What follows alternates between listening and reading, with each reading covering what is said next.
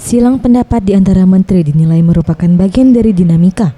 Saat ini silang pendapat antar menteri terutama terjadi untuk sejumlah isu atau proyek strategis seperti pengolahan gas blok Masela di Maluku, kebijakan impor beras, pencapaian target pembangunan pembangkit listrik 35.000 MW, serta proyek kereta cepat Jakarta-Bandung.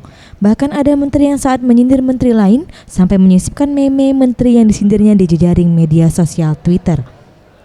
Menanggapi hal itu, di sela kunjungan kerjanya di Palembang Kamis 3 Maret 2016, Presiden Joko Widodo kembali menegaskan bahwa kabinet harus satu visi dengan Presiden. Yang prinsip satu harus sesuai dengan visi Presiden. Udah. Apakah Pak Presiden akan memanggil para menteri tersebut, Pak? Presiden juga telah beberapa kali mengingatkan agar silang pendapat cukup terjadi di dalam rapat kabinet dan jangan sampai muncul di publik. Aprilia, Paradewi Satria, Sriwijaya TV.